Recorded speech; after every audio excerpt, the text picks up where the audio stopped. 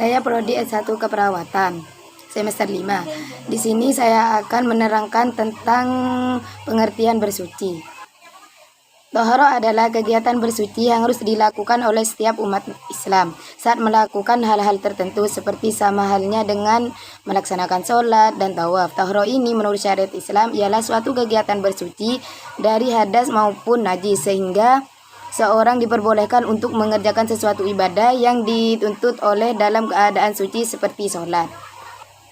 Wudhu di sini adalah bersuci dari kotoran najis dan dilakukan sebelum melaksanakan sholat.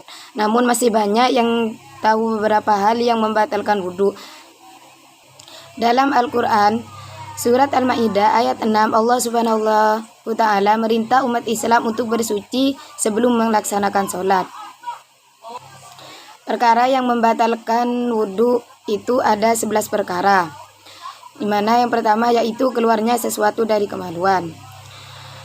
Keluarnya sesuatu dari kemaluan itu segala sesuatu yang keluar dari salah satu kemaluan seperti kencing, buang air besar, madi, kentut. Yang kedua yaitu melahirkan tanpa keluarnya darah. Menurut pendapat Asy-Syaikh Bain, Abu Yusuf dan Muhammad Hasan, tidak ditetapkan hukum bernifas bagi perempuan tersebut.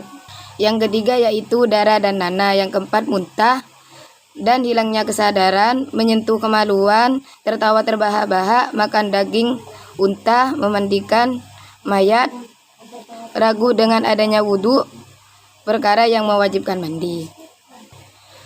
Yang keempat pengertian muntah di sini yaitu mengeluarkan makanan dari mulut. Dan hilangnya kesadaran yaitu hilang akal baik karena gila, pingsan, mabuk atau disebabkan oleh obat-obatan baik sedikit maupun banyak. Dan yang keenam yaitu menyentuh kemaluan, tanpa ada batas baik itu kemaluan sendiri atau kemaluan orang lain. Dan yang ketujuh yaitu tertawa terbahak-bahak. Tertawa terbahak-bahak yaitu ketika sholat. Tertawa terbahak dalam sholat dapat membatalkan wudhu. Pasalnya perbuatan ini bertentangan dengan keadaan sedang bermunjiat kepada Allah. Dan yang kedelapan yaitu makan daging unta. Menurut mazhab Hambali yaitu memakan daging unta baik matang maupun mentah dapat membatalkan wudhu. Dan yang kesembilan yaitu memandikan mayat. Dalam hadis riwayat Ibnu Umar dan Ibnu Abbas, Abu Hurairah berkata, sekurang-kurangnya dia hendaklah berwudhu karena biasanya tangan mereka tidak tersambat dari menyentuh kemaluan mayat. Dan yang ke-10 yaitu ragu adanya wudhu. Dalam mazhab Maliki, barang siapa yang merasa yakin bahwa dirinya suci kemudian dia ragu tentang terjadinya hadas, maka dia wajib berwudhu. Hal ini juga berlaku ketika dia yakin berhadas ragu masih suci. Dan yang ke-11 yaitu perkara yang mewajibkan mandi. Hal yang membatalkan wudhu terakhir adalah perkara yang mewajibkan mandi. Menurut mazhab Hambali, wudhu akan menjadi batal setiap perkara yang mewajibkan mandi, kecuali mati. Selanjutnya yaitu tata cara wudhu dan sholat serta doa bagi orang sakit atau pasien yang dirawat di rumah sakit. Tata cara wudhu untuk orang sakit yaitu sama seperti dengan orang yang sehat. Jika ada luka bisa memperberat, cukup membasahi telapak tangan dan mengusap anggota wudhu yang terluka. Dan apabila orang sakit bisa berwudhu, boleh dibantu orang lain. Jika tidak mampu berwudhu karena takut membahayakan jiwa, boleh tayamum.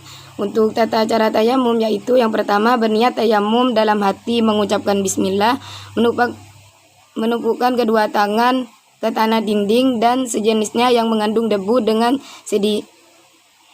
sekali tepukan, meniup debu yang menempel di tangan, mengusap kedua tangan ke wajah dengan sekali usapan, mengusap bagian punggung tangan kanan dimulai dari ujung jari sampai pergelangan tangan, lalu memutar telapak tangan kiri dan kanan.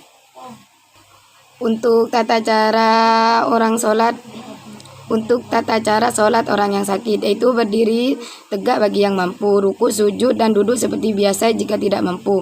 Jika tidak mampu duduk di kursi, boleh duduk dan posisi yang dianjurkan bersila.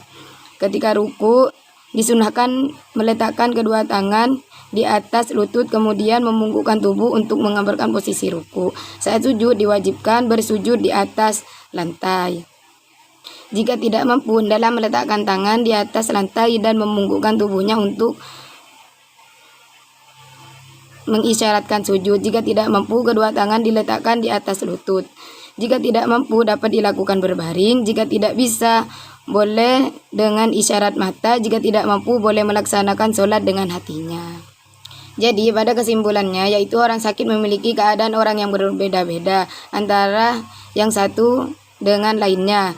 Dari keterangan di atas, kita didapati bahwasanya dalam segi gerakan sholat, orang yang sakit bisa melakukan sholat dengan cara duduk atau berbaring ke samping, terlentang sholat dengan isyarat dengan kedipan mata atau dengan hatinya ini, sesuai kondisi yang dibutuhkan oleh orang lain sakit. Sekian, terima kasih. Kurang lebihnya mohon maaf yang sebesar-besarnya. Wassalamualaikum warahmatullahi wabarakatuh.